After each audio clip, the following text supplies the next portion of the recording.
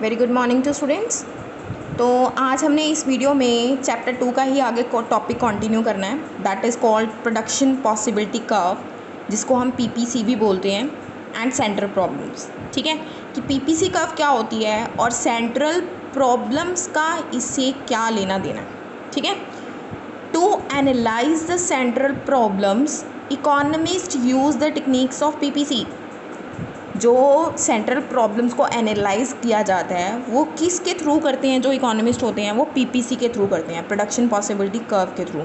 और इसको transformation curve भी बोला जाता है। ट्रांसफॉर्मेशन का मतलब आप समझते हो क्या होता है? ट्रांसफॉर्मेशन इट मीन्स किसी चीज़ को ट्रांसफॉर्म करना, बदलना, एक चीज़ को छोड़ के दूसरी चीज़ को अटेन करना। ठीक है, तो यहाँ पे हम इसको डिटेल में पढ़ेंगे, फिर आपको इजीली समझ में आ जाएगा कि हमारी पीपीसी कर्व क्या होती है, इसकी अजम्पशंस क्या होती हैं, ये बनती कैसे हैं। ठीक है, एक्चुअल में सबसे पहले हम ये पता करेंगे कि पीपीसी क्या होता है। इट इज़ अ कर्व, ये कर्व होती है showing different possible combinations of two goods. ये टू गुड्स के कॉम्बिनेशन को दिखाती है। ठीक है, which can be produced within the available resources. It means ये टू गुड्स जो प्रोड्यूस किए जा रहे हैं वो within the available resources ही प्रोड्यूस किए जा रहे हैं, क्योंकि आपको पता है रिसोर्सेज हमारे बढ़ नहीं सकते, जितने हमारे पास है उतने ही रहेंगे। ठीक है, because of scarcity. In resources के अंदर रह के ही हमें ये टू गुड्स को क्या करना है, प्रोड्यूस करना है। ठीक है, वो जो ऐसी कर्व जो इन टू गुड्स के कॉम्बिनेशन को दिखाती है with in the available resources, उसको क्या बोला जाता है, पीपीसी। ठीक है, that is production possibility curve और ट्रांसफॉर्मेशन कर्व। क्लियर? अब इसकी अजम्पशंस क्या है? देखो, जो भी इकोनॉमिस्ट है जब भी वो कोई अपनी थ्योरी देता है या फिर कोई भी कर्व के बारे में बताता है तो कुछ ना कुछ अजम्पशंस देता है कि जो वो मान के चलता है कि ऐसा होना चाहिए। ठीक है, तो पीपीसी में क्या क्या अजम्पशंस ली गई हैं? सबसे पहली है resources are given. It means resources हमें अवेलेबल हैं, जितने अवेलेबल हैं उतने ही अवेलेबल हैं, उससे बढ़ेंगे नहीं। ठीक है, given resources are fully utilised. जो हमारे पास रिसोर्सेज गिवन थे वो हमने क्या कर लिए हैं, पूरे के पूरे यूटिलाइज कर लिए हैं। इट मीन्स हमारे पास और कुछ नहीं बचा। फॉर एग्जाम्पल, अगर मेरे पास 100 एकड़ की लैंड है और मैंने उसके ऊपर कोई फसल उगाई है, ठीक है, कोई क्रॉप उगाई है, फॉर एग्जाम्पल वीट और उसकी एप्पल की क्रॉप दोनों उगाई है मैंने उसके ऊपर, और मैंने उसको प्रॉपर यूटिलाइज कर लिया है, मेरे पास और जगह अवेलेबल नहीं है किसी और क्रॉप को उगाने के लिए, that is given resources are fully utilised. Next है टेक्नोलॉजी रिमेन कांस्टेंट। अब जो टेक्नोलॉजी मैं यूज़ कर रही हूँ वो भी सेम रहेगी, उसमें भी चेंजेस नहीं आएंगे। अगर मैं उसमें ट्रैक्टर का इस्तेमाल कर रही हूँ तो वो ट्रैक्टर ही रहेगा, उसकी जगह पे कोई और मैं मशीनरी नहीं लेके आऊँगी। अगर लेबर लगी हुई है तो वो लेबर वही लगी हुई है सेम जो प्रोड्यूस कर रही है वहाँ पे। ठीक है, अजम्पशंस क्लियर होगी जो मैंने पीपीसी कर्व को बनाने के लिए दिमाग में रखनी है कि रिसोर्सेज मेरे पास अवेलेबल हैं और बढ़ेंगे नहीं, और प्रॉपरली मैंने यूटिलाइज भी कर लिया और टेक्नोलॉजी भी कॉन्स्टेंट ही रहेगी।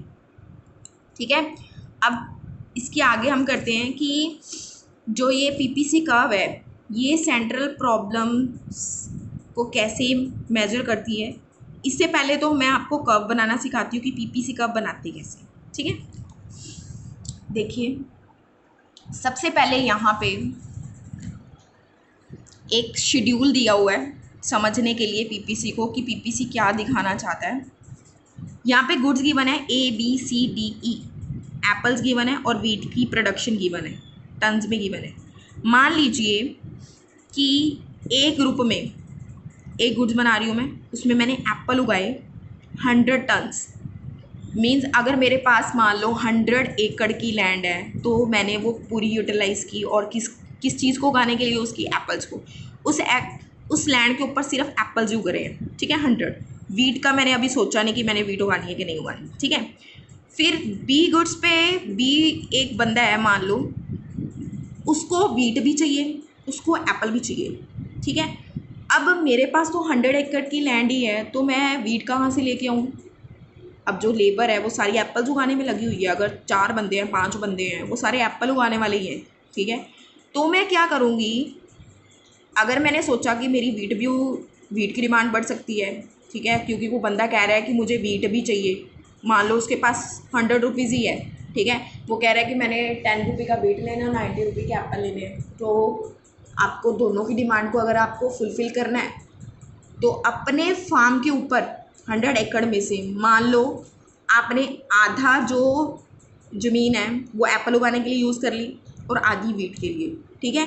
उसमें जो एप्पल की प्रोडक्शन हुई वो 90 हुई और वीट की कितनी हुई 10, ठीक है।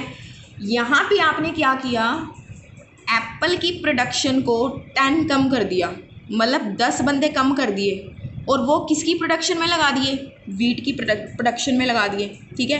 क्योंकि मेरे पास ना एक्स्ट्रा रिसोर्सेज हैं, ना एक्स्ट्रा लेबर है कि मैं उसके लिए अलग से लगाऊँ, ना एक्स्ट्रा लैंड है, ठीक है। तो मुझे इसी में से कम करके इसमें लगाने पड़ेंगे, ठीक है।